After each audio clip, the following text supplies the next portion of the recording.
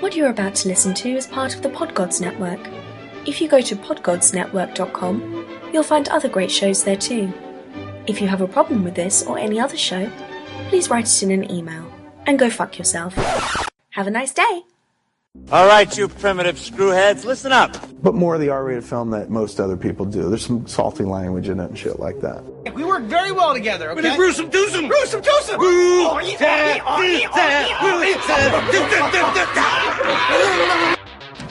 Pardon my French, but you're an asshole. These guys are laughing. I'm here for the gangbang. I have come here to chew bubblegum and kick ass. Inconceivable! And I'm all out of bubblegum. Oh, no, not the beast! Not the beast! Ah! I feel like I'm taking crazy pills! What? Say what again? Say what again? I dare you. I double dare you, motherfucker. Say what one more goddamn time. They've done studies, 60% of the time, it works every time. That doesn't make sense. Set no substitutes.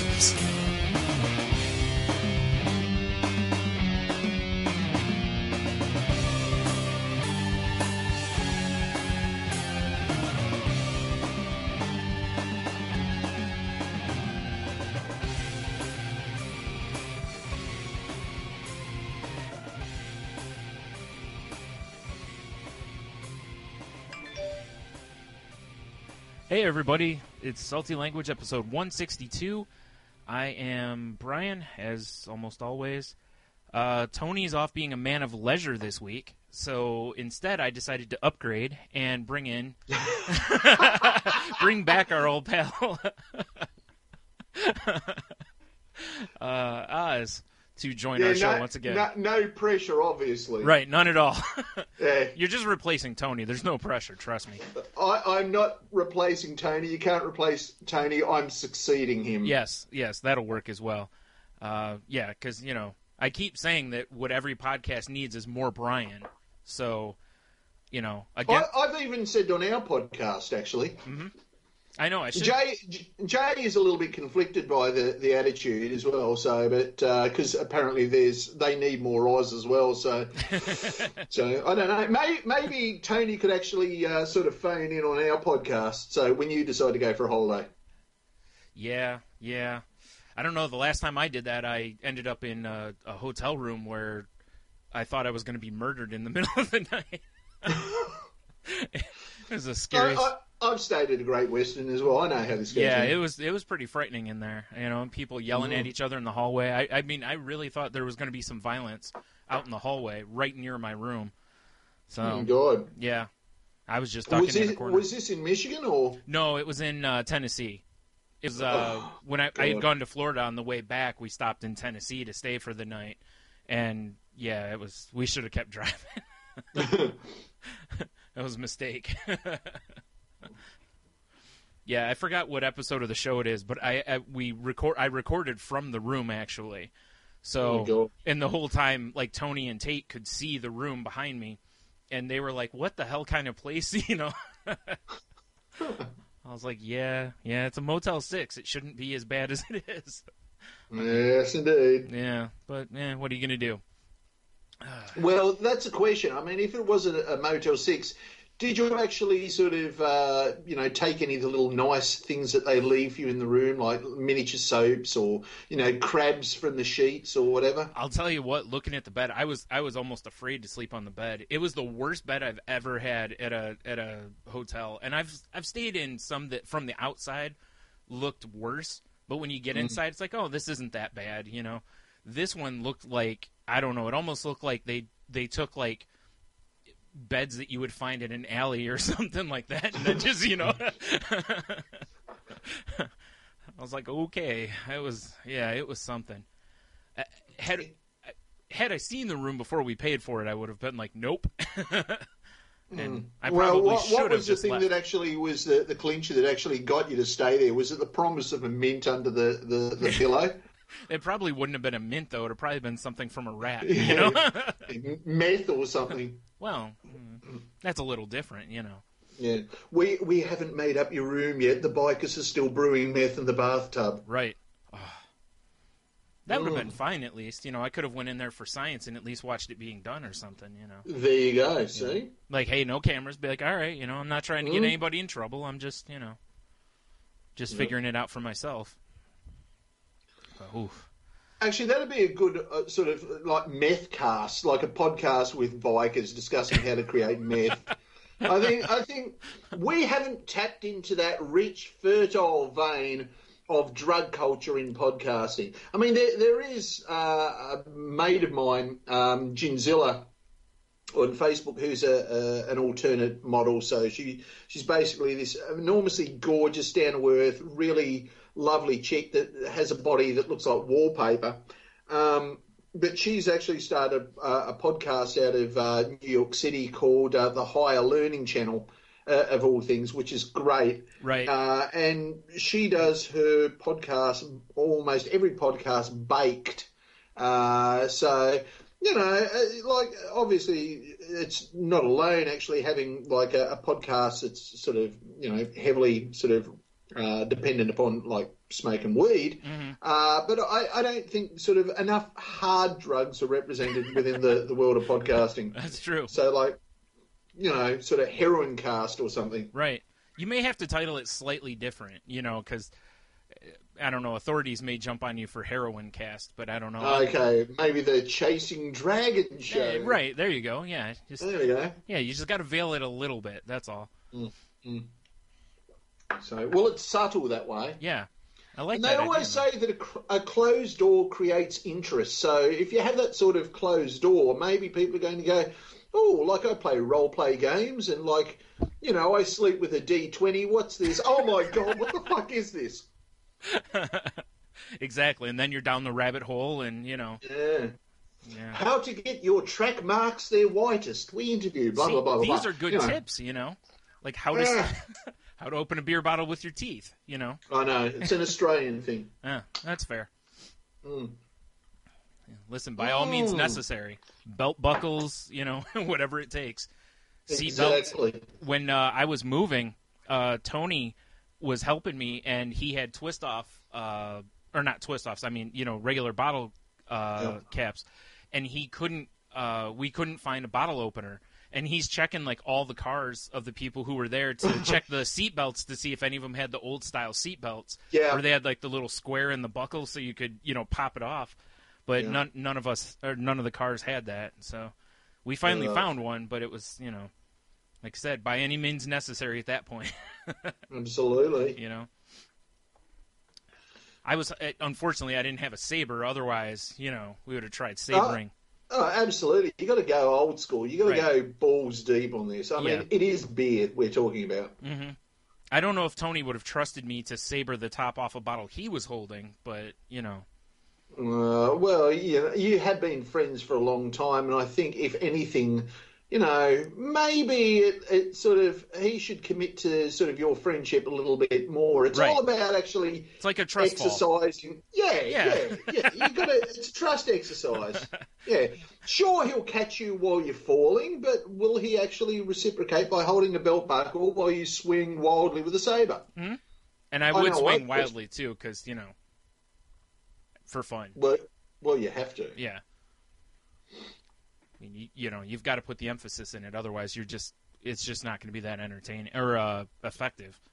Well, absolutely. I mean, lager and saber have got the same sort of number of letters in it, so and they even sound the same. Like if you're really drunk, so there's obviously sort of that thing of going back to the source. So I don't think I've got no idea where I was going with this. Moving on. That's kind of what we do here, though. We start somewhere and then we just wildly go off the rails, and sometimes we find our way back to the road. Other times we just keep going through the wilderness for a while. Talking about going back to the wilderness, Chap Hop, it's on again. Yep. My God. Mr. B's has released an album called the Tweed Album. If sort of the listeners aren't familiar with it, imagine hip-hop with sort of a banjolele, which is a miniature ukulele cross banjo, with lyrics that were written by Noel Coward. It's just unbelievable. But the Tweed album, look for it on iTunes. Absolutely brilliant. I can't say enough about this album. It is fantastic. And I've even started growing my handlebar moustache back again because of this album. Excellent. I love this album so much. I was going to ask you about that. I was going to say, at some point you could probably do a convincing Mr. B. Oh, well, I think I'm a little bit too Australian for it. Oh, well, there's that. That's all right. I did actually go out last night drinking with the incredibly blonde and enormously dirty penmanship of Melissa Craig, the erotic fiction novelist, and also Dionne Lister, who writes about dragons and talking vaginas. They're not obviously in the same text as we clarified before. I would still like to state that I think she should. She totally should. Yeah. Look, Game of Thrones is based upon over 90% of that, which I'll talk about Game of Thrones later because, it's just reminded me of my vasectomy. Oh, I had something different about the show, but all right. Okay, yeah, no, we'll talk about that in a second. But, getting back onto that, I went out wearing a tie last night and a vest and a Crombie coat, which is this... I mean, it's what the new Dr. Peter Capaldi wears, but enormously... And look, Melissa actually looked enormously shocked to see me dressed up, because essentially anytime I meet someone, it's like whatever the latest friggin' superhero or sci-fi T-shirt is, and, a pair of flared jeans and my Converse All-Stars, and that's basically my standard uniform. Right. But for some reason, I've been going through this tie thing, and I don't know what it is of late. So I actually got decked out in the nines, and my wife actually looks really stunned. Actually, she looked at me like she actually wanted to sleep with me. So it was a nice surprise. So that's generally a good look. We would have been asked to leave the bar at the very least. So, but yeah, So maybe. And vasectomy. I did say Game of Thrones, didn't I? What your listeners may not be aware of. I do, real quick, I want to interrupt you. I love that you just segued with the word vasectomy. Well, I had to, because I was thinking about Game of Thrones, and I was thinking that one of the last episodes of Game of Thrones, Daenerys Targaryen had locked her dragons away in a cave. Yes. And if that is not a metaphor for a vasectomy, I don't know what is. Oh, that's so true. I'm not saying that every time I sort of shoot a load, I'm murdering a paddock full of sheep. But you're also not saying that you don't. Perhaps if I was from New Zealand, that may be a thing. But as you would be aware, I am Australian. Right. The name was probably tips off. Slightly. So anyway, the vasectomy. So... because of, a little while back, sort of my wife's sort of being diagnosed with breast cancer and sort of having the double mastectomy, kicking cancer's ass, getting sort of artificial falsies put in, or in the process of. One of the issues that had come up is because my wife is on sort of the contraceptive pill, because of the increase of hormones are actually holding sort of her ovulation sort of at bay, it also increased the chance of a thing called DCIS, which is a current sort of little cancer cells sort of showing up again. And she put forward to me the idea, would you be willing to actually go and have vasectomy? And considering, like, my wife's just had her tits cut off and sort of had a bunch of radiotherapy, I said, look, there's not a question. If you've got two flat rocks out of the backyard, let's go get it. Let's do this now. And... that seems a bit barbaric, but, this was part of my commitment to my wife. Like, she's gone through this. Listen, fuck it, I'm doing if that isn't romance, I don't know what is. I don't know what it is either. But anyway, so I decided to do this, and I went and sort of got the pre-screen with the urologist, and he said, okay, well, this is the procedure. This is exactly what can go wrong with it. And he said, Now, you might actually experience like some minor swelling, and I thought instantly I got excited because my swelling generally is minor anyway, so I thought, maybe it's an extra quarter of an inch. So I'm just kidding, ladies and gentlemen. I'm enormous. It's built like a baby's arm holding another 3 babies' arm holding Thor's hammer. Seriously. Which also tells you that it's good because it's worthy of picking up Thor's hammer. Absolutely. Yeah. Seriously, my cock is so big I can't even travel in a car with a roof. Everything has to be convertible. Anyway. So, getting back to it. So, he said there might be a little bit of minor swelling. Okay, that's fine. And then he said this disturbing thing afterwards. Or it wasn't so much disturbing, it was more surprising, a little bit intimidating. He said, after a couple of weeks, like sort of around about sort of 10 to 15 weeks, what we're going to do is we're going to get you to come in a yogurt cup. I'm assuming the yogurt cup was empty. Oh, man, I hope it isn't. Greek yogurt has got to come from somewhere. Right. They just hand you a cup of Dannon with blueberries in it, and they're like, here you go. Oh, God, where's Gigi when we need her? You're like, now? okay, Anyway. First of all, I want to make sure this isn't somebody's lunch here because this is disgusting. Yes, well, it is stored in a fridge. Anyway, I'm not actually going to do that again. That's how I lost my job at Pixie Photo. More in a moment. Anyway, so that's a complete lie. I was punching a 4-year-old. He's fucking sweating me. Anyway, so they said, we're going to get you to come in this yogurt pot. Mm-hmm. He didn't use the term cum, actually. That's just thrown in just to show that I'm sort of hard and edgy, which is what you expect from your podcast. Right. Yeah, so he said that, you're going to sort of have to perform 20 ejaculations and before we actually get a sample. Now, by perform, does he mean like in a theater setting or? Well, I was actually... like a one-man show, or can you have help? Well, this was the thing I said to him. I said, 20 ejaculations. I said, at best, my wife's going to be sort of down for maybe 3. And I said, probably about the 8th or 9th time, I'm really going to be phoning it in. And I think we're going to need more than one pot. And he sort of looked at me and he said, that was a joke. That was funny. And I just thought, oh, man, this is a really tough audience. So he gave me the drum. So anyway, a couple of weeks go by. Comes the night. No, comes. There we go. Right. Throwaway gag. Callback. Anyway, right. So the night before.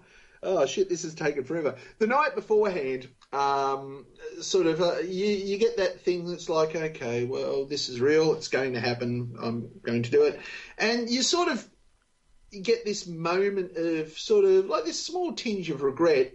And then you think, I know what I'll do. I'll make the most of my fertility. I'll go and plough the wife. So, which I did. Not anyone's wife, my own. And so I sort of did that. My wife did the usual graceful thing of falling asleep afterwards and sounding like she's being choked, as she does. She's a little bit of a snorer. It's sort of, I usually don't mind the snoring, but sort of while I'm mid-stroke, it tends to put me off. Yeah. So anyway, that's probably good. If it like got you going, you're probably really into the whole sociopath kind of situation there. My wife said she generally falls asleep during sex to compliment my technique. So she said it's like falling unconscious because the passion's too much. Ah, right. So, yeah. I'm glad she doesn't smoke because she'd actually probably be stubbing cigarettes out in my ass until I was done. But anyway, so I just finished putting it away in the wife, as it were, and there was that moment of fragility, and I did the worst thing. I wandered into the bathroom, and I looked at myself in the mirror, naked, which for me is hilarious. And I sort of looked there, and I found myself talking to my junk. And I'm just going, well, guys, this is it. It's the end of the road. Look, it's not all bad news. Like, the venom is essentially being taken out of the cobra, but, you've still got a future as a very nice belt. Right. Let's be honest. And you still have teeth. You just don't have any venom. Yeah, that's exactly right. Yeah. And there was a thing that I thought, is this going to be... Because they tell you, it's not a case of you sort of, you have the vasectomy and all of a sudden you're sort of not interested in women anymore and you're interested in interior decorating and you moved in with a flatmate named Peregrine and you're making your own curtains. It's only like just that. in your case. Not that there's anything wrong with that, and that's not necessarily related to a vasectomy. And I thought, I'm not going to be a castrato. I'm not going to sound like Michael Jackson or anything else. There's still going to be the production of testosterone because it's actually done sort of via sort of secretion into the blood vessels through the capillary walls. Anyway, so there's that. So that's the most science we've had on the show since Tate left.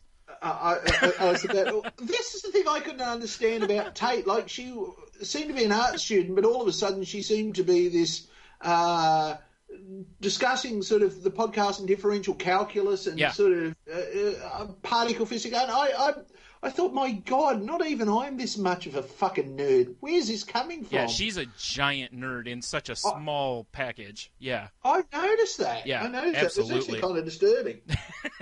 So anyway, talking about disturbing, back to sex with my wife.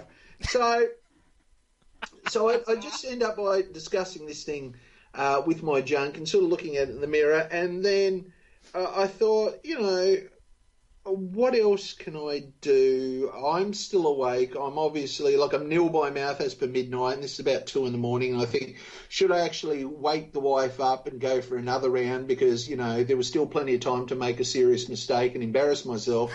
And I thought, no, what I'm going to do is I'm going to make sure that I get this in hand, as it were, get it out of my system. So I went downstairs, I let the wife sleep. Obviously, I'd rocked her world. Right, obviously. And obviously. And so I went down, and you're downstairs, and you find, because there's this moment of mortality. I've even started making the testicle shape with my hands, which is a bit disturbing because it's about 8 or 9 times the size of my actual balls. I would hope. If not, that's more than minor swelling. I hope. Makes the penis look larger and ungainly. Anyway, so I went down, and you go on the internet and you think, I'm going to explore the dark world of porn. And you can only spend so many hours, and then you've got to realise, and this thing, as it was, I was on, for what I put my junk through that night, next year I'm buying my cock a Rolex, because it really stepped up. Right.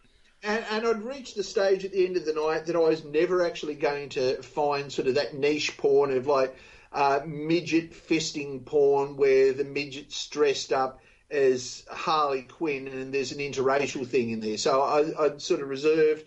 I couldn't handle any more, so I was hopelessly sort of tapping sort of the bald clown around, and didn't want to ejaculate anymore, was screaming. So I just realised, okay, it's time to put the clown to bed. Next morning, go in there, and you'd think sort of going in for surgery for that particular area, you would actually go into sort of damage control, and it's the most unerotic place you could possibly be. Without a word of a lie, as soon as I got into that hospital gown and got in the bed, I was dead set toeier than a Roman sandal. My God. I don't know what it was. There was nothing particularly arousing about the scenario. I'm not a pain freak certainly, but not pain freak. I work within a medical field anyway, so there is nothing there that I find immediately erotic. Right, it should all be clinical to you, yeah.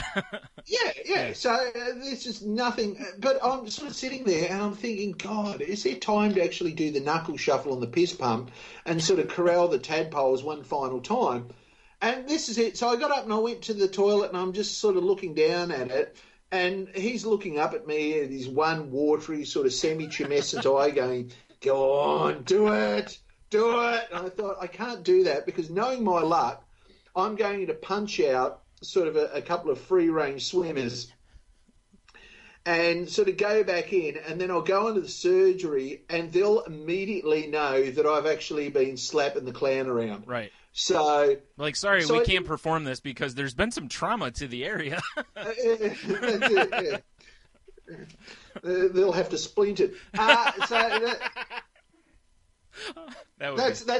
where the extra quarter of an inch came from. Anyway, right. So I sort of went back to the bed and I'm lying there and it wouldn't go away, and I just kept on dwelling upon this thing. I was thinking, oh my God, this is the most sexually aroused I've been in my entire life. I mean, I was harder than a friggin' calculus. It was just ridiculous, and like I'm thinking, God, this has got to go down soon. This is terrible. Like I requested extra blankets, and I even put my knees up just so there could be like sort of another two. Did you ask for a book to hide it? Or did I what? Ask for a book. You know, like teenage boys use all the time. The only thing they had in there was Sports Illustrated, and I think it was sort of New Weekly or one of the girly magazines. And as it was, the magazine that they had there had one of the Australian models on it who was supposed to play Wonder Woman a couple of years ago. I can't remember what her name was anyway. But I thought it was a really bad idea to actually sort of look at those magazines because there was a serious risk of me being motivated to glue the pages together. Right. So anyway, this carried on up until I was actually wheeled into the pre-surgical suite. And the guy came out and saw me and he said, okay, well, I'm going to cannulate you now. And I thought, the thread of a needle in the back of the hand would actually make it sort of stop going. And he said, I'll come back again. And I'm just sort of sitting there and I'm still toey. And I'm sort of every now and again giving it like a playful nudge, like, come on, it's time to go to bed. Come on. Like that. So anyway, I'm still sort of, batting sort of like a pretty good game at this stage. And it's starting to sort of subside, but it's still there. So I'm actually sort of trying to look a little bit more upstanding. I really wish people could see the motions you were just making. They were fantastic. You were like shimmying a little bit. It's like a puppet show with two salamis and like a piece of bologna anyway, the way my hands are going. But so this happened and the dude went away and he went away and he came back with like the cannula, and I'm thinking, oh my God, I'm obviously going to have to stop, putting the hand under the blanket and giving it a random tap so he can actually stick the needle in the back of the hand. So I thought, okay, well, I'll squeeze my legs together to actually, hide sort of this embarrassing sort of meat dent. Put it in, and that was it. Injected, I think it was propofol or midazolam or one of the drugs that is really awesome. Right. And wheeled me in. And there must have been enough testosterone, sort of adrenaline and shit going through my system at the time, because he wheeled me in there and I just stayed there. And he kept on looking back at me, and they were looking back at me, waiting for me to do the count backwards, like the 10, 9, like that. Right. Didn't happen. So they're there and they're going, okay, you ready to go? And I'm going, yeah. And they said, all right, well, you might be feeling the effects of the drug fairly shortly. And I'm thinking, okay, I probably am. And I said, well, I'm not really at the moment. And they went, oh, okay. And then they looked at me and they said, you drink a bit, don't you? And I went, yeah, what are you saying? And then the next thing I woke up and I end up by sort of, like I was in to the hospital bed and I just went, shit, did that just happen or did I just dream it? Was this a Wizard of Oz moment? You were there, and these worked. So anyway, I'm just picturing you tapping your ruby red balls together. There's no place like So anyway, the great worm Small got defanged. Oh, man. Is what I'm saying. So the urologist came and saw me and he said, okay, so this is the GO from now on. You will have the minor swelling. And I said, yes, I'm sure you've actually seen it. That's fine. And he said, yeah, now there's the suture there and the suture there. And we'll try and keep the area clean. And now I want you to abstain from sexual activity for 2 weeks. Now, I'm not going to suggest that like I'm an addictive wanker, but 2 weeks for me is a long time. So anyway, the idea of 2 weeks made sort of Oz a very sad panda, to say the least. And I wish I had sad trombone music right now. Damn it! I know. So I thought, maybe this is going to be sort of therapeutic, me going this, like maybe this will sort of help me to actually sort of grow as a person, sort of I'll have to find something else to do with my hands. So I lasted 48 hours before I was actually trying to sort of, take the new vehicle for a skid down roads that it shouldn't. So I've got to tell you, the first ejaculation post-vasectomy, enormously therapeutically awesome. The next day would be best described as the sensation of being fly-kicked in the junk by Chuck Liddell. It was enormously unpleasant, excruciating. There's a photo of me on the web sitting there without pants and an ice pack on my junk, which I think you've seen, which my lovely wife decided to take a photo of because she thought was hilarious. Well, you need a Christmas card. That's exactly thinking of you. Right. Yeah, for those that are no longer attached to me anymore. Anyway, so that happened, and I just thought, I can't do this again. I am going to have to wait. It's not like because I actually was sort of terrified that when I ejaculated it'd sort of come out at purple, and it'd be like the scene out of The Shining with the elevator doors open. There's that massive flood of blood. So that's what I thought it'd be. Oh man, but it wasn't. That would be a mess. Tony had a story similar to that. So yeah. Yeah, it's just the standard sleep and yogurt dump. So so I'd done that, and I thought, no, I can't do this. I'm going to have to wait another 2 weeks. So 12 hours later, I did it. I decided to go and bat the porpoise with purpose, as it were, and enormously therapeutic again. It's sort of weird because the balls want to go up and they just go, so it's like that sensation of disappointment in them. And they told me that there could be minor leakage from the suture site, and that I might get sort of granulomas, which are essentially all these dead sperm that basically decide to launch a protest right at the site. But yeah, so didn't end up by having any particular issues apart from a little bit of pain, that sort of thing. And I thought, I've got carte blanche. Okay, so 2 days later I decided to put the wife away, and I thought, well, this is working okay. 2 days afterwards, post-surgical infection. So I'm thinking, man, this is hurting. Oh, the suture sites. The sutures are starting to dehiss. And dehiscence, kids. I don't know why I'm looking at the mic on the desk, because I'm not talking the fucking mic.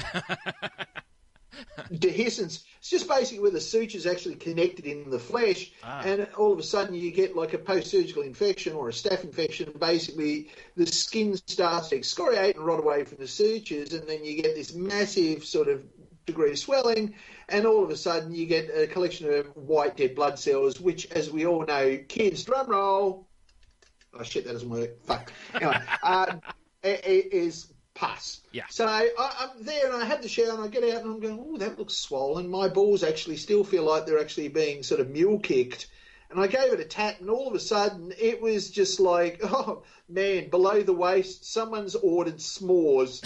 So it was horrific. So I said to my wife, I said, I think I've got an infection. She said, I want to see it. And I said, I think there's something wrong. I perhaps should go to the doctor. And she said, do you think? And I looked at it, and it was like I had 4 testicles. It was weird. It was like the ones that I had actually increased double size, and like the little ends of the tubes, the vas deferens, had actually swollen up as well. So it's like I end up by... It's like that fantasy when you used to see like 1960s to 1970s fiction where you'd have the green chick with like the 4 boobs. Right. Except I was like the white Australian dude with like 4 testicles. Went away, got on the antibiotics. Short story long, everything's fine now. Like I've taken my boys for like another skid. Sort of for a ride around the track, and even one skid in the mud, just to end up by sort of finding out if the traction's all right. Right. And I've got to tell you, like, now it's in the case of sort of, clearing out the hallways of sort of those active guys that are still wanting to actually go and sort of make babies. So, but yeah, long story short, if you're going to have a vasectomy, do it for the right reasons. Although I got like the infection, that sort of thing, post-surgery, and although, you do feel like sort of I'm no longer sort of firing live rounds downrange. I did it for the right reason. I'm glad I've done it and that sort of thing. And look, both my daughters are perfect. I got lucky twice. I always told the wife if we were going to go for a third child, we'd adopt, because like we got a really happy and lucky life, and the idea of being able to share that with someone that might not have it is something that is attractive to us. Right. That being said, both of my children at the moment are sort of teetering on the brink of adoption. I jest. So, but yeah, I think we've got a perfect life, and really, like I don't regret the vasectomy for a minute. It was the right thing to do, and yeah. So don't forget to spay and neuter your husband.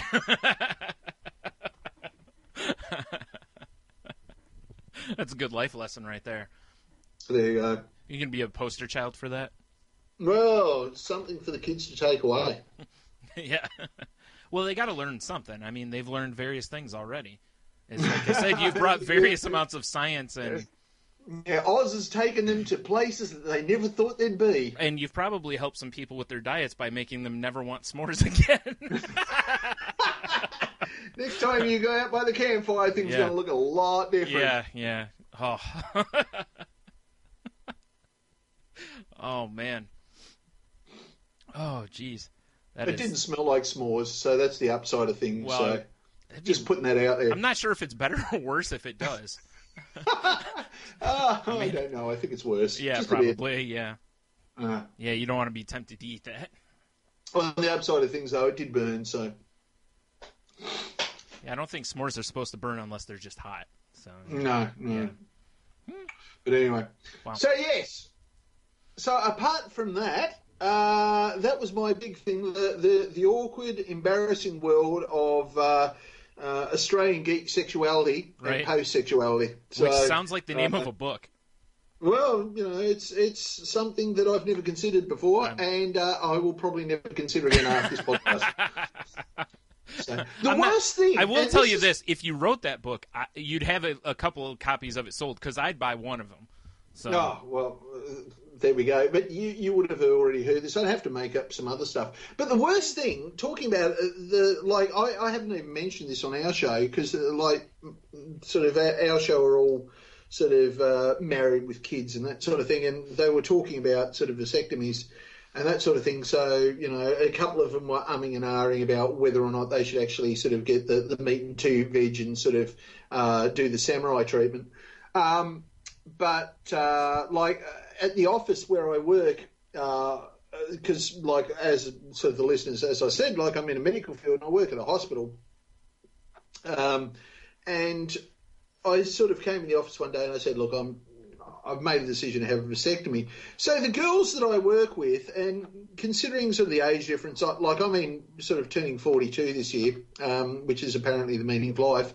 The girls that I work with are sort of in their early 20s, and when they heard this, they decided to do the enormously sensitive thing and go onto YouTube and find all the films of vasectomy procedures that they could, and kept on saying, have a look at this, it's really interesting. So for a week before I actually went in to have the interview for sort of my pre-surgical appointment, my balls were already aching. So, it was not nice. Yeah, it was very sensitive of them. So, but yeah, so there is that. Yeah. Wow, that is... Well, that's how you know they love you, though, right? Interesting theory, sure. Yeah. I always figure, you treat the ones you love the worst, right? That's... Yeah. Actually, if anything, that was actually pretty bad, though. Yeah, so, That's it. I actually told my boss, I said, look, I'm going to need a couple of days off because, I'm going in for a vasectomy. And he went, ha, ha, ha, like that, because he thought it was hilarious. So, and this is another person within the medical field as well. And he said, why doesn't your wife get her tubes tied, that way? And I said, it doesn't matter. Look, she's already been through enough. And he said, oh, yeah, that's true. So, I'd much rather, my wife keeps laying for a while. Admittedly, we can't use the eggs, but, I'm quite okay shooting blanks. So, yeah. Yeah. I understand that. Yeah, it's interesting how the view on that is. There's a lot of people that would just ask that same question, Like, why doesn't she just blah, blah, blah? And it's like, well, I don't know. It's a lot safer for a guy to do it. And it really is. And at the end of the day, you've got to sort of look at, if you're not going to have kids again, how much do you actually love your wife to do that? It's supposed to be for better or worse. Like, she's already sort of popped out two of your gigantic, forehead, ugly friggin' sprogs. And, like, she's got to end up by making love to your Freddy Krueger-nailed, fucking toenailed, ugly, sweaty, hairy-backed ass for the next fucking 30 to 40 years. Right. Like, only doing the nice, decent thing of sort of not completely, collapsing into sort of real-life sexual depression and sort of confining it to, like, romantic novels and sort of that occasional sort of night out with the girls where she has some foreign black male stripper's balls on her chin as part of the act. Like, she's standing by you, so, you've got to do the right thing, dude. If it, the twig and berries, like, they're very ornamental. I mean, your orgasm's going to be a lot better. And I got to tell you, kids, seriously, when it comes to actually sort of knocking one off, it may just be me, but it's actually a little better. So I don't know if it's a psychological thing, but it does feel a little bit different. So maybe it's because they're not dragging sort of the heavy luggage up with them now. So maybe they just go, okay, I'm going to come and put it in the bags down. Right. It's like, when you lose some weight, you just feel better overall. Yeah. I know. Yeah. That has to be it. Maybe. So.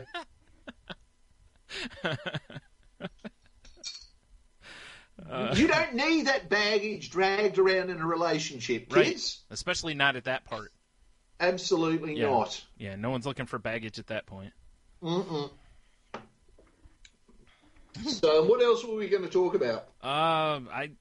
You mentioned Game of Thrones. Did you see the part where the church told them that they can't shoot the Lena Headey nude scene? Yes. Now, they shoot a lot of the show in, like, castles and churches and stuff. Have they gotten permission before to shoot nude scenes in churches? That seems kind of weird. I'm not 100% sure. I think the concern was that... actually, I take this back. I don't think this was in a church. I think she's, like, running through the street or something. Yeah, I think the objection from the church is it's actually going to distract them from molesting young boys. Right. I think, look, tits are, at their worst, enormously threatening. So it's like sort of the handgun laws in the US. Like, you can carry it and sort of be in possession of it, but, like, if you start taking it out and sort of waving it around, you're going to cause a little bit of panic. And you're going to get some schools closed, apparently, at least for 48 hours. Right. But, like, and this is the thing, like, in the US, like, you've got bikini bars in, I think it's Florida, whereby you got the two different types of clubs. You've got strip clubs and you've got bikini bars. So a strip club is just basically the girls get completely naked, but they don't serve alcohol there. I have no idea why. Because, like, if you look at your average stripper's vagina, I mean, it's like being face-to-face with, like, the Predator with his mask off. I mean, you need a couple of friggin' bottles on board to actually sort of come to terms with the dank smell of failure and yeast. So... that sounds like the worst description of a beer ever. I was actually talking about the stripper's crotch. Oh, right. So there's that. You'd expect if you had a whole sort of, nude bar, you'd still be wanting to drink. Yeah. But bikini bars, like they dress up in a bikini and then they serve alcohol. I mean, what's the point of that? Like, I can stay at home and sort of, have a couple of beers with a Victoria's Secrets catalogue and get more done. Right. I mean, well, that's... I don't understand it. What is it? Sort of the religious right that sort of strongly entrenched in the USA that Yes. tits are enormously terrifying? What is it? For a lot of extent, yes. Actually, Ohio just changed their laws last year or earlier this year. I can't remember which it was, to where all the, like Toledo, where Tony and I are from, all the strip clubs there were, or most of them, I believe, were totally nude and had alcohol. Oh, wow. Yeah. Okay. And they said they were going to change things, and I'm like, oh, okay, they're probably not going to allow alcohol anymore. But of different places I know of where there's no alcohol allowed in there, they're generally set up right next to a bar. So you could, go get blitzed and then go. But they just changed it here to where now the strippers cannot be nude at all. Like, they have to wear pasties and some sort of, underpants of some sort, And I, kind of had the same thought. It's like, why? But when you go by these places, they still look like they're drawing as much traffic as they were before. That's insane. Yeah. Like in Australia, there was a place where I am in Sydney. There's a place called King's Cross, and King's Cross is essentially like the Soho or the red light district of Australia. So it's got a lot better. But once upon a time, like either side of Darlinghurst Road, there'd be hookers all up and down the street and that sort of thing. There were a couple of brothels that were in the street. Strip clubs everywhere. There's like a massive concentration of organised crime within the area. And also sort of a lot of heroin goes through that area as well. All of a sudden, a couple of years ago, they decided to go for this urban renewal thing, and it basically chased a lot of the organised crime out of the area, a lot of the prostitution out of the area, a lot of the drugs went underground, and a lot of gay couples started moving in and that sort of thing. So it'd be lovely. You'd see two handsome boys sort of walking their 6 dogs away, and then all of a sudden you'd sort of have boutique sort of delicatessen set up and that sort of thing where you can buy exotic salami, which is kind of ironic. Right. And sort of the sort of second-hand furniture shops where you can sort of buy like a mirror for like, $800 that was essentially sort of, 8 inches by sort of 4 inches and ridiculous. You wouldn't be able to use it, but they sold all that shit there. And all of a sudden there was like the local population that were there, that had been there for years, mainly sort of junkies and sort of students that are, there and just for trying to get their acting career sort of up and going or sell their art to like whatever the latest restaurant is that's sort of going bankrupt because no one will fucking eat there. So they started kicking up a stink and going, well, we're being pushed out. We've lived here for years. This is our environment, fuck your urban renewal. We live here. We still have to have business here and that sort of thing. So the urban renewal got to a spot and then stopped. And then all of a sudden the strip clubs started coming back. And then the hookers started coming back. So now it's sort of like part of the end of the street. You go to the southern end of the street. If you want like a profiterole filled with sort of brandy custard, that's not a euphemism for anything, by the way. That's an actual thing. And sort of to buy yourself a piece of Rococo furniture. But, if you end up by walking sort of 100 metres north up the street, I mean, you can get sort of blown by a tranny and go away with some really good sort of crystal meth. So that exists now. Wow. But within that area, up until sort of, I think it was 1990, there used to be a strip club where you'd go in there and people would actually be grabbed out of the audience and fucked on stage. So by the strippers. And it was just part of the act. It was all good fun. So... And like there's a Navy base, as it turns in, down the road. So the question is, did the Navy base set up there because of sort of the industry that existed there, or did the industry set up because of the Navy base? And I think it sort of swings and roundabouts. It's 6 of one, half a dozen the other. Right. So, but yeah. So in terms of what's been going on in the US, we've never understood it. Like. Yeah.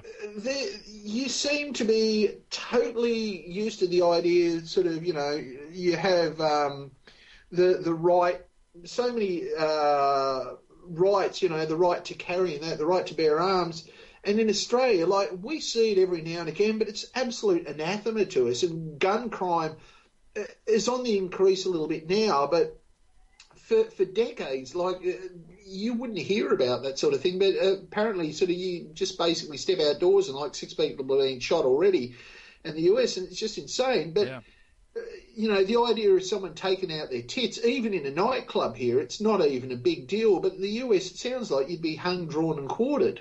Yeah, it seems it's, you know, there's, what was it, a week or two ago, I know there's been various, you know, protests and whatnot being done about it, where people are marching and, you know, women are trying to get the same rights as guys to go around shirtless and what have you. And I just, you know, I know my views on it have always been similar to, like you're saying, and I think a lot of mine is because, you know, I've been, you know, through art classes most of my life, so you know, with art, it's much like with you. I'm sure you've seen plenty of nudity through your years of your profession and such. Well, going through various, you know, art schools and museums and all this stuff, I've seen plenty of nudity that way. So it's just what it is to me. It's not, you know. I don't know what they think is going to happen. I mean, frankly, I would much rather see two people fuck in the street than see someone walk into a school and kill people with a handgun. Yeah. That's just ridiculous. Right. So, I don't know. I don't understand a lot of this, yeah. Yeah. I mean, one of the things that's sort of chapping my ass at the moment is the new series of Doctor Who. Ah, yes. In the UK, there's been a complaint that started from, I think the term that I could best describe the plaintiff would be a cunt. Whoa. I don't know if we can allow that salty language on here. There were 6 cunts that complained. So anyway, they complained that there was a scene where 2 of the characters that actually maintained a relationship, the 2 female characters, admittedly one was Silurian, so, you know, a reptilian alien, had a scene whereby they were sharing sort of a mouthful of oxygen, and it was a lesbian kiss. And I mean, they're essentially in a lesbian relationship anyway. I don't know if you've seen the episode. Anyway, I have not. But people said it was inappropriate to show on a kids show. Number one, Doctor Who is definitely not a kids show. Right. I'll be honest. I have seen very little of Doctor Who. That's something I'm going to give it another try because there's got to be something to it I've missed. Yeah. So I'll go back. As it is, either you dig it or you don't dig it. It doesn't make you a bad person if you don't dig it. It makes you an awesome person if you do dig it. But if you don't, then, I mean, shit, we talk about other stuff anyway. Right. But the fact that someone has seen this, I mean, I don't know why people are so uptight about seeing any display of affection, whether it's in a relationship or a simulated relationship or portrayed relationship, whatever, gay, straight, it's all the same thing. If it's a relationship, it's built upon love and trust. Who the fuck cares? If anyone's complaining about stuff, if they're that offended by 2 women kissing, can I give some advice to you? Considering the way that the world works now, that those people that are complaining should actually go out, have a deep breath, look at the sunshine, check out how the world works, then cross over to the road and place their head on the black top and wait. I agree with you. I in, you know, all of this, I don't understand what the big deal is.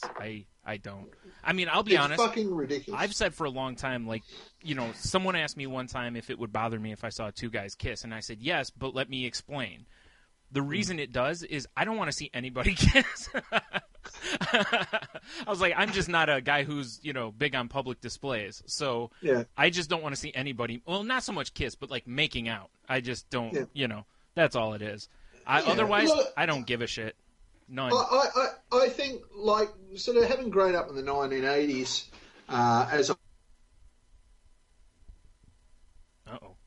But in the 80s, It used to be being gay was perhaps the most horrific thing that you could possibly be. Essentially, it ruined lives, it destroyed careers, and it was the most ridiculous thing you could possibly believe. Like here, the onset of AIDS did nothing at all to help that because absolutely not. There was a reason to demonise gay people because they were the ones that unleashed this plague upon us, and that was what the belief was. Utter shit. Yeah. And the best thing is just all of a sudden someone said, well, that guy's gay, who the fuck cares? And then it started on, and even sort of religion. Like there's an area in New South Wales called Newcastle. There's a pastor of a church who actually puts on his notice board these controversial things that he absolutely believes. And one of the things he actually put there was, dear faithful, some people are gay, get over it, love Jesus, which he put, and I thought was absolutely fucking brilliant. And as we both know, like I'm militantly atheist, but I just thought there's someone that gets it, and a lot of religious folks have gone, oh, okay, well, if we're all made in God's image, then it's not necessarily a literal thing, and maybe that, God doesn't make people as fuck-ups, and maybe if people are born this way, and it's about as important as someone's whether or not they like chocolate or vanilla, or whether they sort of like fucking speed metal or Bieber. I mean, if they like Bieber, the same instruction applies. Go out, look at the sunshine, put on the flat top, the black top. You get it anyway. But this is just what I mean. I can't understand why there seems to be this mindset of, oh, it's not normal. Well, what the fuck is normal? Okay, it's not normal for you because you're straight, you have this narrative with your life that affects you. Their life affects them. It has nothing to do with you. Here's the thing, if you don't like the way they live their life, don't have anything to do with them. Shut the fuck up, get on with your own life. Absolutely. Yeah. Well, it's kind of the same thing. Like I see, and I've been posting, as anyone who follows me on Twitter will know, I've been posting a lot of stuff about depression since Robin Williams, took his own life, and it's kind of in that same vein in that a lot of people don't get that, a lot of people think that they're broken because they have depression, or they're broken because of this or that. And it's like, no, if you look at how many people suffer from some sort of a mental illness, it's actually really, really common. And it's something that can be worked on, and there's help and all that kind of stuff. And rather than viewing yourself as broken or whatever, or viewing other people like that as there's something wrong with them or broken, it's like, that's just how they're made. Let's, be understanding it's not a life sentence. It's not it doesn't have to be an isolating, debilitating condition. It's a condition that can be managed. Right. And I don't quite want to put that on the same level, you know what I mean? Because I'm not calling being gay a condition. I'm not one of those people, but yeah. But it's something that instead of trying to, you know what it comes down to is like that seemingly human need to label things, rather than just go, that's who they are, and just, and be accepting of it. If we give an identity to things, we can actually sort of make sense of it in our own terms. But unfortunately, the way we make sense of things is by deciding on what the meaning of something is first without actually finding out what it fucking is. Yep. And that's also a problem which exists within geek culture as well, and why so many of us make that dangerous sachet into trolling is because rather than finding out the virtues of what's going on, we just basically go, no, this is fucking shit, and because you like it, you were basically queefed out of your mum's eyeballs because she couldn't bear to have you anywhere near a junk, you aborted fetus pile of crap. Right. Whereas a perfect example is when that's actually written in a birthday card to you from your grandmother. But that's another story. This is just it. We've got to. I think there needs to be a massive paradigm shift, and it is starting to happen slowly, but it needs to happen quicker right across the world. Yeah. This friggin' intolerance thing, we've got to stop listening to, okay, someone said this thousands of years ago in a book, and that basically is our moral benchmark. What we sort of make sense of the world in accordance with all this stuff that was said before. I'm not going to actually explore anything else. I might actually be able to exist on all the shit that I was actually told before and have quite a happy life. Mm-hmm. But as a result of living according to this idea, I'm going to cut myself out from exploring the truth of the human experience. Yeah. And this is what's sad. A lot of the people like the Westboro Baptists and fundamentalists, Islamic followers and you know, Scientologists, and I shouldn't say Scientologists because I'm likely to get fucking sued, but anyone that sort of have this hard-grained taught morality that tells them that certain things are wrong, are accepting it on face value. And a lot of, also with sort of depression, we're being told that, you know, we have to cheer up, that, you know, we need to sort of, this is what the condition is, rather than actually accepting everything that we're being told, sort of, rather than sort of completely discrediting what we're being told, find out why we're being told it and then explore if this is the case, that something needs to be sort of revised. So, you know, that's the thing. There's no point of actually sort of growing to adulthood and then stopping all education altogether. Like, you'll never change, you'll never develop your outlook. Right, absolutely not, you're supposed to keep the education going on through life, and it's really sad when people don't. Yeah. So, because they miss out on so much of life.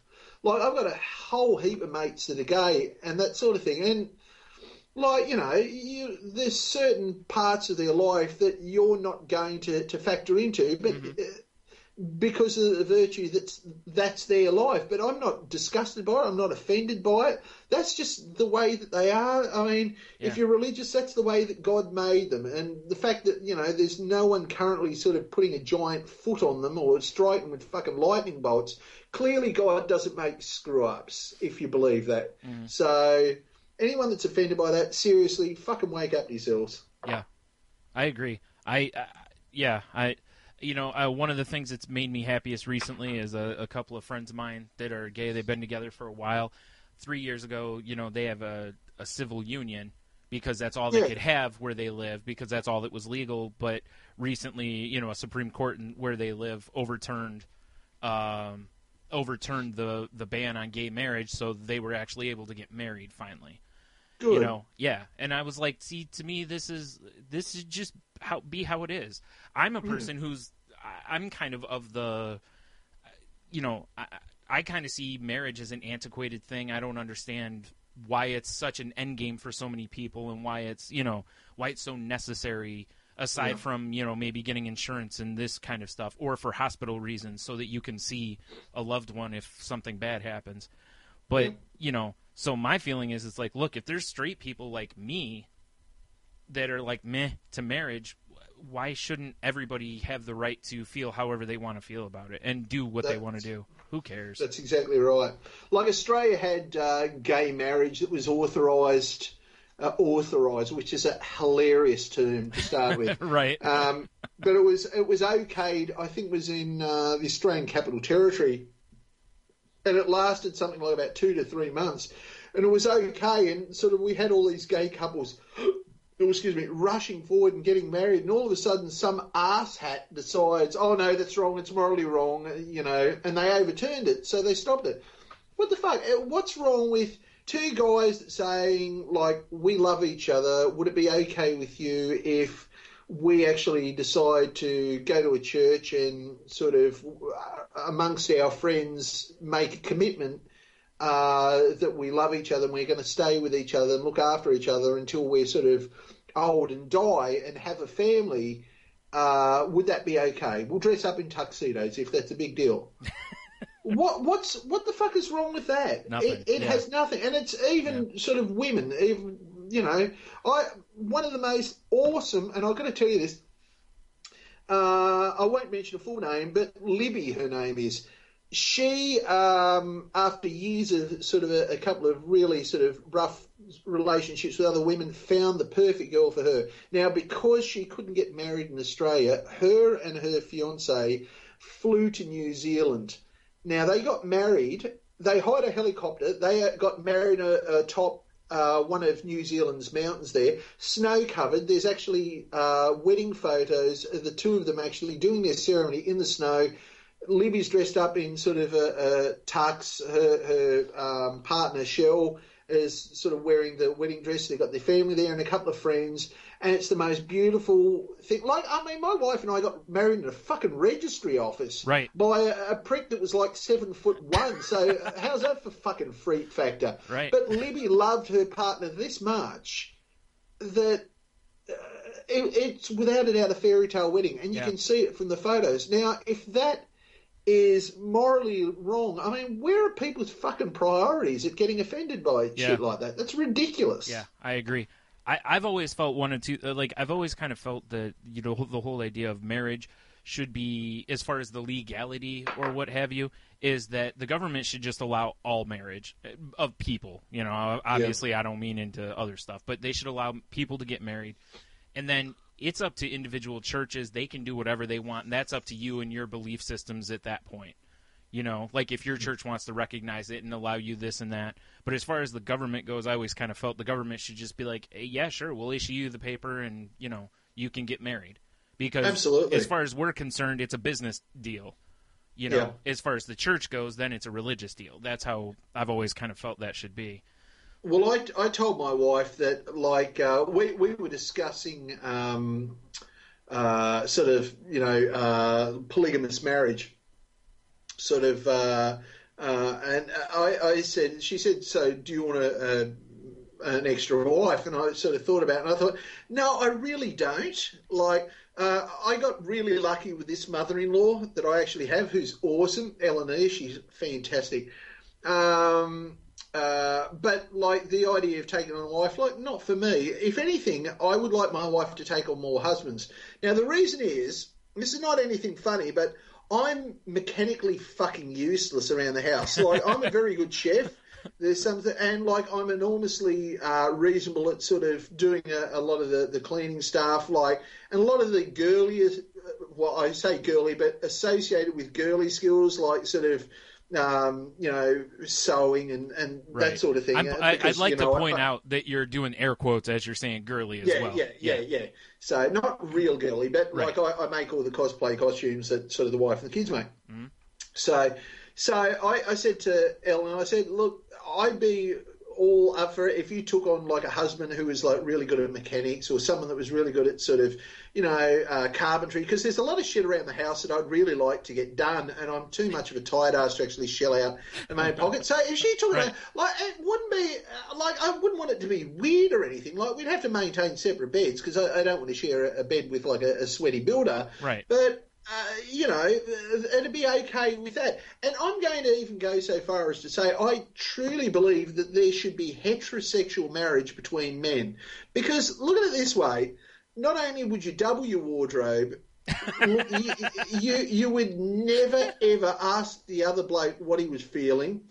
You'd encourage each other to go out and cheat on each other, and like there'd be all sorts of tax breaks, I imagine, and that sort of, like, I could think of a lot of mates I'd be happy to marry. Just I don't want to actually see them in the shower, right? But like that's why the fuck not, right? So and it is, marriage is a rather ridiculous, antiquated idea. So you know, at the end of the day, if you love someone, however you love them, just do it and fuck everyone else.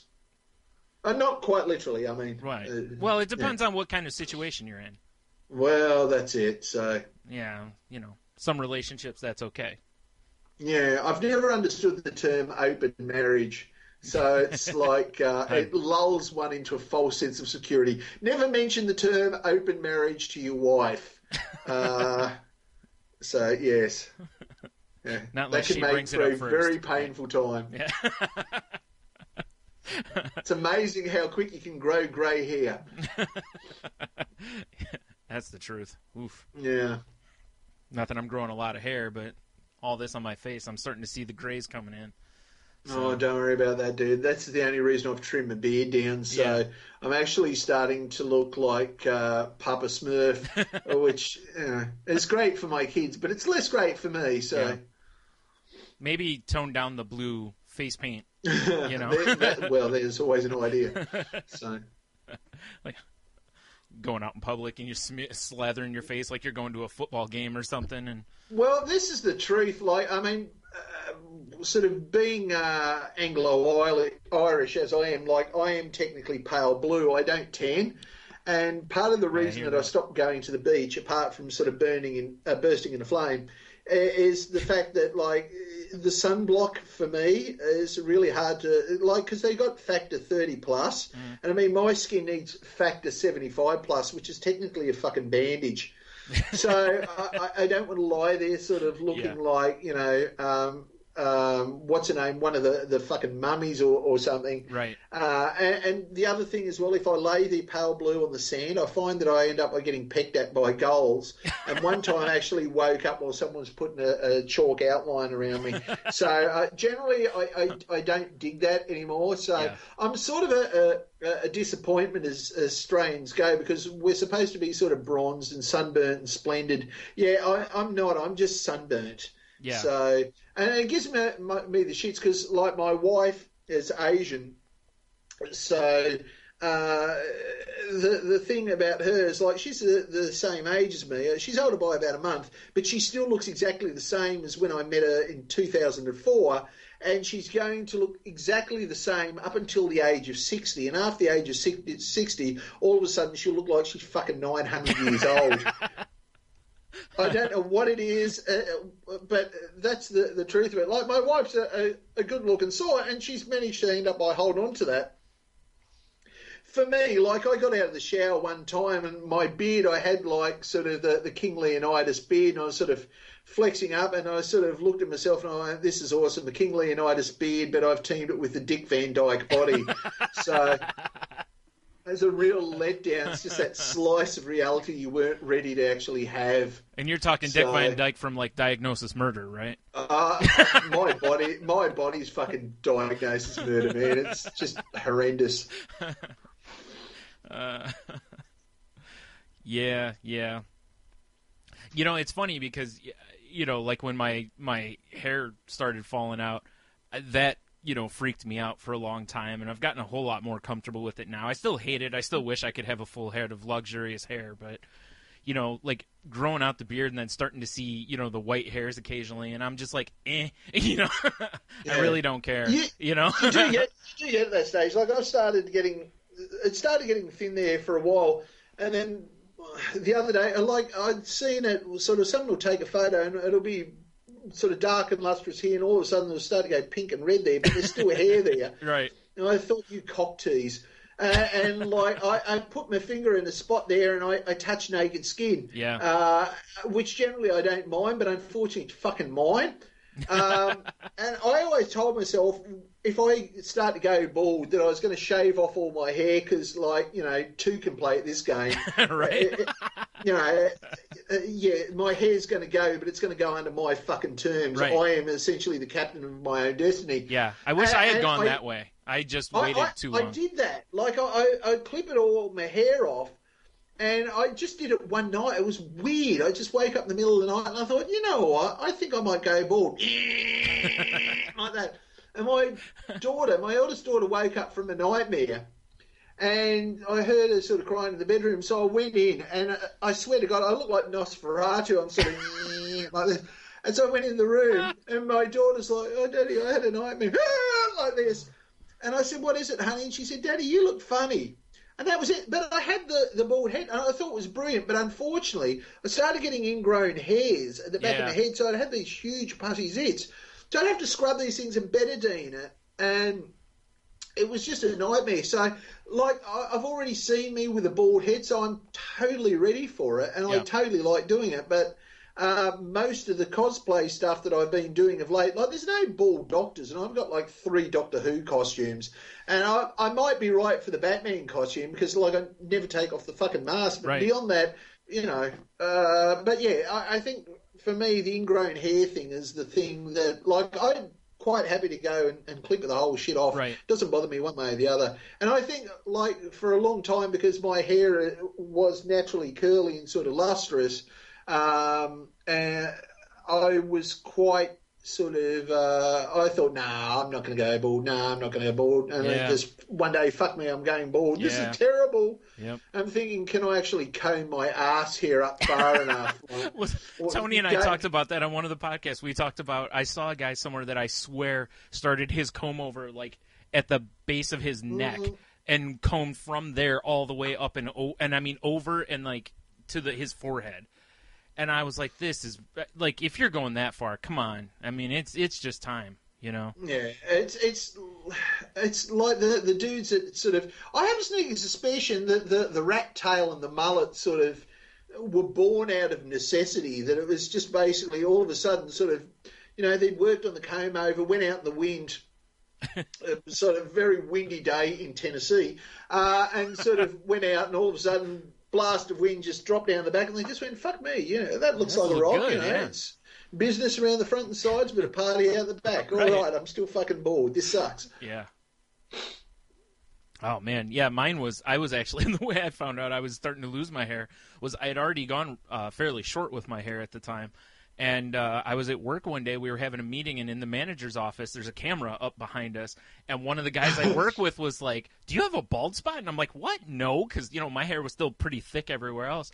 And I looked, and I'm like, oh, my. And then I, like, touched that spot. And like you said, I was touching skin, and I was like, oh, man. I know, right? I was like, how damn bad is it? I'm like, I'm only like 20, I don't know, what was I, 24? You know, and I'm like, oh. I was like, can't you wait till I'm in my 30s, you know? and part of you thinks, maybe I can negotiate my way out of this. Maybe there's something I need to try. Yeah. But, no, it's gone. Yeah, I just kept it short for a long time, and then I don't even, like, now I just take clippers to it. I don't fully shave. Like, Tony fully shaves his head. I don't fully shave mine. I just take the clippers, and I don't even use a guard on them, and I just, you know, go all the way down with it. So I have very, very short hair in most of my head. Yeah. So, yeah.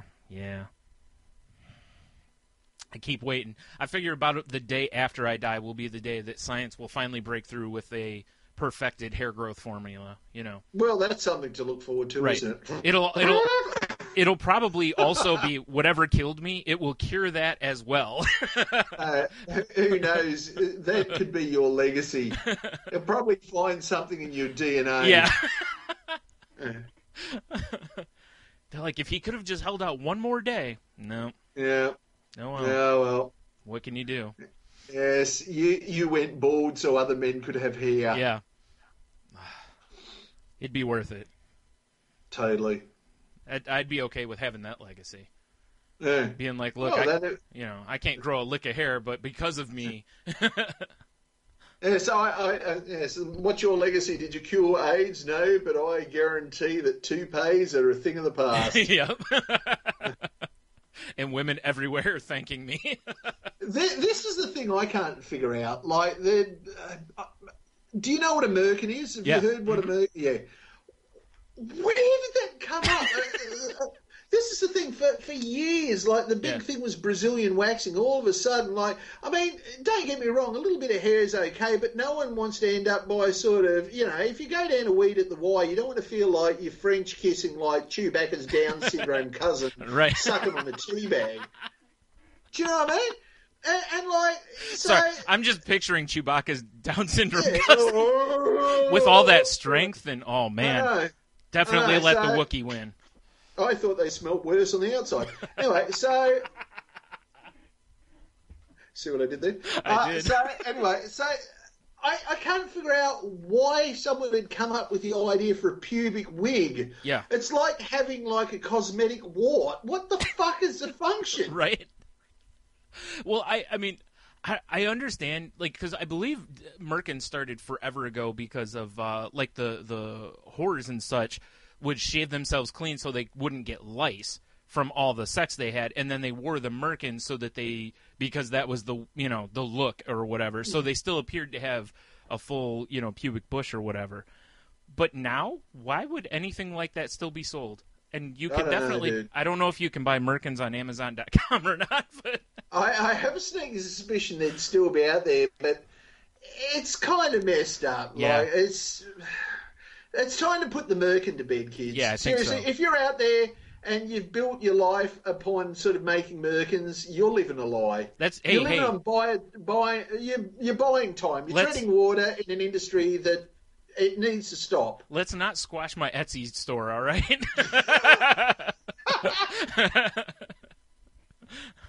Damn it. I'm just trying to figure out if there's actually a place where you could try one on, sort of.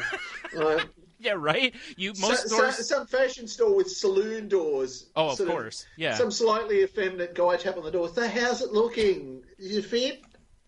I'm just picturing people sitting there in the waiting room and people are coming out. How's it look? Yeah. I want a corduroy one. When is corduroy merkins coming back?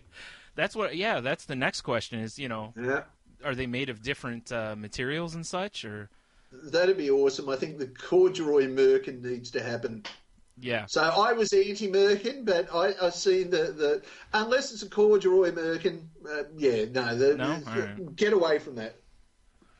I don't know if corduroy breathes enough to be kind of in that region. Well, this might be sort of, even if they do like a corduroy landing strip, so like something like that. That would be better, so, yeah. Or like, tell you what, handlebar, like a corduroy handlebar merkin. I think the handlebar merkin should come in. We talked about when we were out at a bar one time, the one bartender had a side ponytail, up on the side of her head, like, was fashionable in the 80s. And we joked, and I asked, I was like, do you think she keeps downstairs the same way? Like with, a side pony, where she just pulls it all off to one side.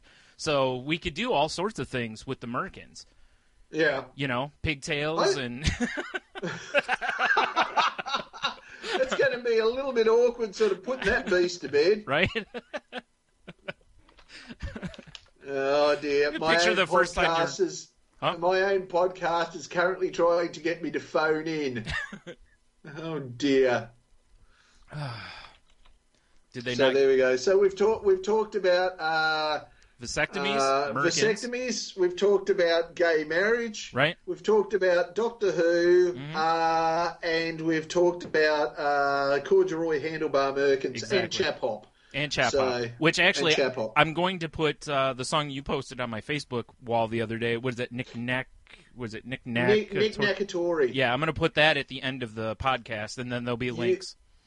Absolutely have to. Yeah, I'm already a huge fan. A friend of ours, I don't know if you remember from past episodes, he used to tell a joke at the end of our show. We called him Shecky Falsetto.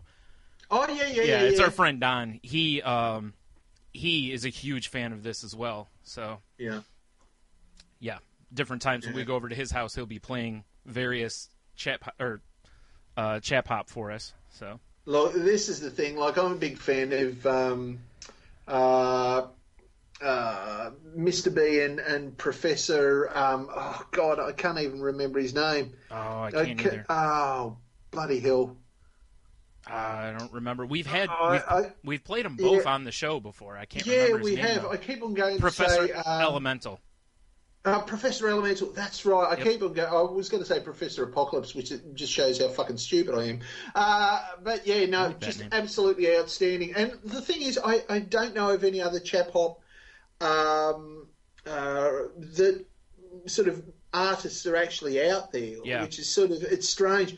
But Professor Elemental and Mr. B, like, their styles are just completely different. Yeah. But yeah, and there used to be a lot of bad blood between the two of them, but they've actually sorted it out and they've collaborated on a couple of things, which is really good to see. So, yeah, especially if there's only the two of them doing it, Well, I would think there's others doing it. Like you said, I'm like you. I have no knowledge of anyone else that's doing this. So. Well, that's it. But seriously, he was like, generally, I'll admit that every now and again, like, I'll pirate an album off a torrent or that sort of thing. His album, Mr. B's album, and Professor Elemental's albums, straight away I go to iTunes. Those guys are actually earning my money. Right. And I hadn't, like, the Tweed album, there are no B-sides on that. Just every song on that is just fucking brilliant. I'd also like to say that a lot of their videos are fantastic as well. Like, if you watch them on YouTube, there's some of them that are really good videos. Was it Professor Elemental or is it Mr. B that does the, like, history of hip-hop ones? Yeah, the history of hip hop was done by Mr. B. Yeah, that was the first that I was introduced to him. I believe. Yeah, I believe that was the first song. I was trying to think. Seriously great artist. Like he, his own stuff that he's actually done. Since I think when he got into chap hop, he was sort of basically aping a lot of old hip hop tunes and actually sort of doing them within that particular style. Sure. Which in itself was okay, but Professor Elemental was right in his critique at that time that saying, you need to actually sort of do chap hop, not parody it. Mm-hmm. And that sort of thing. And he started writing his own stuff, and his own stuff is bloody brilliant. Yeah. So, but yeah, absolutely check out Chap Hop. The fans have got to there's got to be more fans out there. Yeah. The listeners have got to get into it. Yeah. So. And if you'd like to, you feel free to buy me a banjo-lele, and I'm more than willing. I've already found the YouTube videos on how to play it. I just need someone to buy me one. Yeah. Seriously, that would be great outro music for future episodes. Right, wouldn't it? Yeah. Brian plays. Yep, and I just pick a different song. By picking out a tune yep. and suggesting it, and you've got 1 week to actually figure out how to play it. Oh, I'll tell you what, if I got it and learned how to play it, I would so do that, because that would be a lot of fun every week, Yeah, absolutely. And those are available on Amazon.com, which you can, check out by going to saltylanguage.com first and then clicking on the Amazon banner in the upper right-hand corner. And you should all do it as quickly as possible. And spend all of your money. Absolutely. Every cent. Yep. You don't need it. What are you going to use it for? Right? What are you going to do? Give it to charity? Come on. Do the ALS. Oh, my God. Don't even get me started. Why did I even fucking bring that up? I don't know. I purposely avoided it because I figured it would be a point of contention for you. I tried to actually avoid it, but as soon as I heard charity, seriously, can we just stop with the fucking videos, you retards, and just donate fucking money? Yeah. I don't care. The Lady Gaga thing actually made me want to stab her in the face with a soldering iron. That's fair. I just, God. And Justin Bieber, what an unbelievable cunt. I'm calling out Barack Obama. Fuck you, you douche. Yeah. I'll be honest, I'm actually surprised the president didn't do one, especially because of all the heat he's been taking for, being on vacation so much. And I'm using air quotes at that point. So, yes, but that's a whole nother story. Yeah. My favorite is the Patrick Stewart one. Yeah, you can't hate Patrick Stewart. Well, this is just one of the things. Well, he just writes the check and then he pours himself a drink. That's perfect. Yep. That's exactly how it should be done. I like Charlie Sheen's idea of actually filling up a bucket full of money and just tipping the bucket of money on yourself. That says it. Like, I don't know if you've seen it. There was a link, an Australian journalist, of all things, was nominated by a viewer, and he said, well, I'm not going to do it. What I am going to do is donate the money. And if you want to do it, rather than actually tipping ice water on yourself, maybe you should donate to this charity, which is actually getting less funds, or this charity, and the notes are actually going to be at the end of the story. And he ended the story by saying, ice water is good for 3 things: keeping your drink warm, cooling down on a really hot day, or getting your nipples hard. And he put on his sunglasses, and that was it. But I should send you the link to that anyway. But it just basically summed it up. And he suggested, like, people need to actually stop making sort of collecting for this charity about them, and an opportunity for them to actually say, I'm giving to charity, look what a fucking penis I am. Yeah. And it's true. Yeah. If you want to give to a charity, fine, give it to a charity. It's Lou Gehrig's disease, for fuck's sake, but they call it ALS because apparently that's the new fashionable term for it now. So Lou Gehrig's disease has been out for fucking ages, and all of a sudden people are tipping buckets of water on each other. Well, it's retarded. The other thing is, like, I thought that was, I understand ALS is more in the, scientific term for it, but I don't know. If you say Lou Gehrig's disease, I think everybody pretty much knows what you're talking about. If you say ALS, there's a lot of people who are like, what's that? Yeah, so that's exactly, and it's we're tipping a bucket of ice water on it to raise awareness. Well, it was called Lou Gehrig's disease. It had actually risen awareness to start with, and now you're calling it fucking ALS. Yeah. So now I don't know what the fuck it is. The other thing I have, and we kind of touched on this last week with Tony, me, and our buddy T, but it was like I kind of have an issue because I don't know if this is this way everywhere, but I know in the U.S. it is. A lot of the things, like when they say we're blah, blah, blah, and we're raising awareness, a lot of times, like there's all sorts of stuff raising awareness for breast cancer in this country. There's not that much money actually going to fund curing breast cancer or researching. And that's where the problem is. It's like, that's great. We all know about breast cancer, you know? So it's like at this point, I think it's time to let's research cures and, you know, I don't know how much we have to raise awareness as much as we just need to. I mean, if you want to raise awareness that things are underfunded, that's fine. I don't have an issue with that. Yeah. And no, I think that's exactly it. I mean, it was, and one of the things that sort of pissed me off as well, since we're talking about shit that pisses me off. That was not my intention. No. But the whole bullshit with the hashtag bring back our girls, the hashtag Coney 2013. What the fuck? These things, did that actually work? I mean, I'm going to put a hashtag with bring back our girls, and a bunch of Islamic fundamentalist, women-hating fucking assholes living in a third world toilet are going to all of a sudden go, fuck me! The lead singer of the Red Hot Chili Peppers just told us to bring back the girls. Well, I better completely question my motivation for doing what I'm doing. Get over yourselves, you Hollywood penis. You know, it reminds me a lot of, it's very popular here or at least it was for a long time, to where people would put on their cars like ribbons kind of a thing. They were like magnetic ribbons that was like whatever cause they support. And generally they didn't buy these from the cause. Like, it's not like, you know, like the Livestrong bracelets, you're at least generally getting those from the Livestrong Foundation. The money's going to whatever it is they're doing at the time, you know. No, like most of the time you're buying these at Walmart, and most of these are, you know, the money's just going to whoever, you know. It's not going to, you know, breast cancer or this or it's that. It's, you know. That's exactly right. And I always kind of felt the same way. It's like, okay, that's great. You bought a ribbon, but okay. It seems to be sort of the legitimate way of ripping off a charity. It's just like the people that actually post sort of things on Facebook to raise awareness. And I just thought one of the things was that basically made me sort of cut association with friends is raising awareness for child abuse. And I'm thinking, are you fucking serious? Yeah. Like, people have been diddling kids for centuries, and now we're in a position where we can actually do something about it. And for fuck's sake, you're raising awareness. Great. What else are you going to do? Yeah.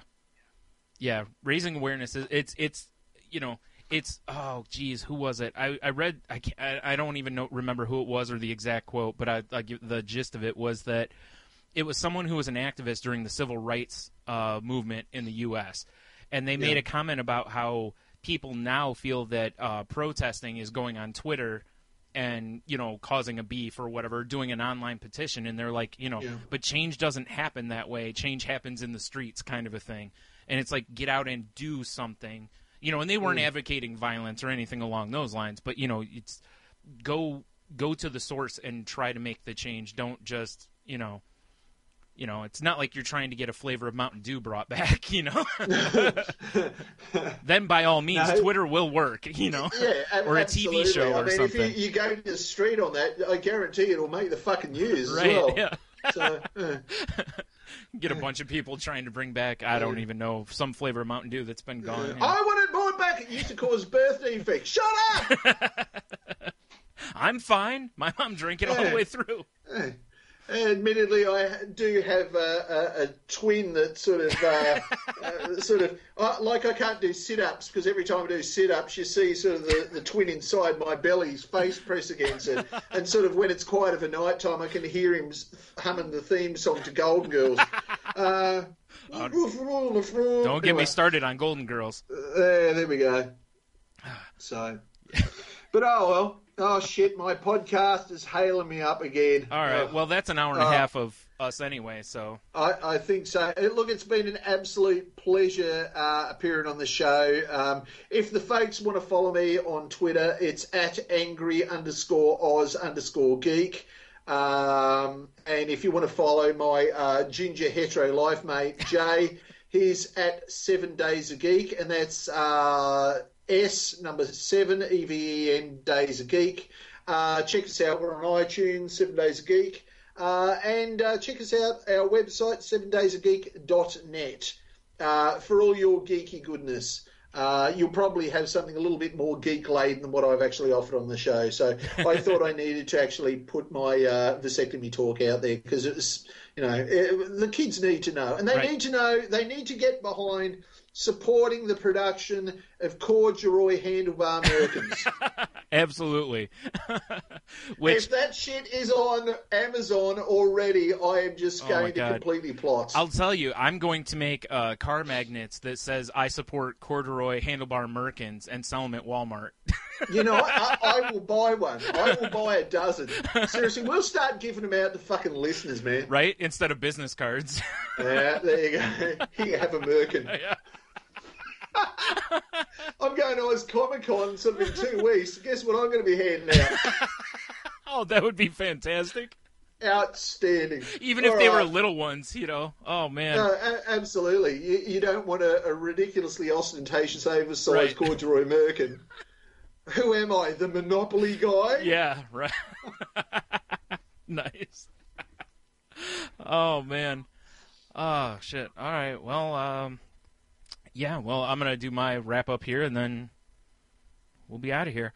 Go to saltylanguage.com and check out all the links. Tony will put up various things Oz and I have talked about here. I'll have, we'll probably put up some of the videos from the Chap Hop guys. I'll have links to 7 Days a Geek and various people that Oz has mentioned on here.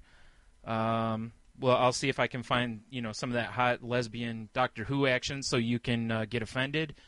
And... maybe I'll put some sort of... I'll research the Merkins to see if I can find... We totally have to have that. We have to have an Indiegogo for the production of corduroy handlebar Merkins. I agree. Check out podgodsnetwork.com for all the other shows in our network, such as 7 Days a Geek. Let's see, we're on CWEradio.com as part of their random replay. And if you want to find us on Twitter, the show is at salty_language. I am at Stunami, and Tony is at Monotony. And yeah, I think that's all my plugs. So on that note, have a beer, you'll be fine. Stay salty. What? Go ahead. And geek out. Yeah. Nice. Well, Carshalton, we're back. Indeed we are, sir. Still having splendid fun, what? Quite giddy, sir. There have been a few knockers along the way, though. Knockers, sir? Naysayers, do-badders. Haters, as it were. Indeed, sir. What they need to realise there is what we're doing is frightfully, terribly important. Quite, sir.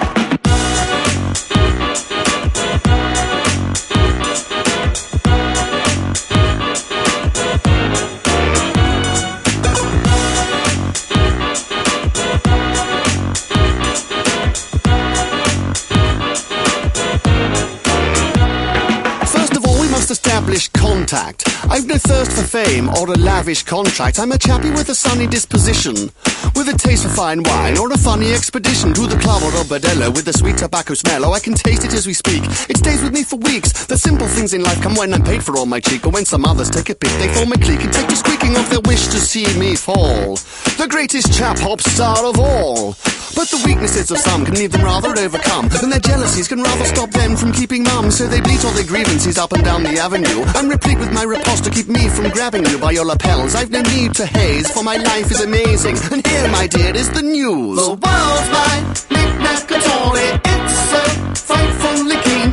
Yours is another story. It's really rather mean. The world's mine, knick-knack-a-tory. It's so frightfully wrong.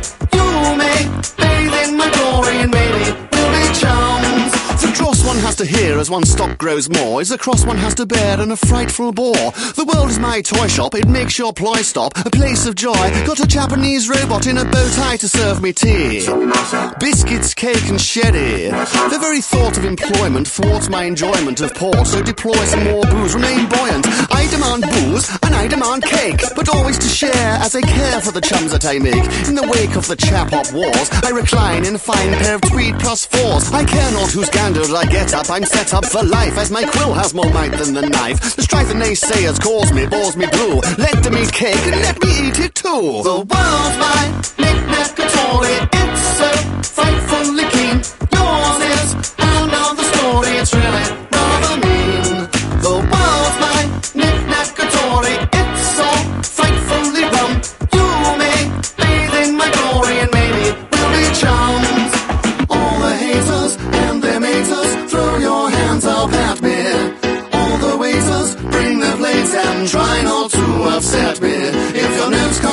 a tweak, or you find my words oblique. Then get back to your bitter pit, because I've turned the other cheek. And the world's my knick-knack-a-tory, it's so frightfully clean. Yours is another story, it's really rather mean. The world's my knick-knack-a-tory, it's so frightfully rum. You may bathe in my glory, and maybe we'll be chums.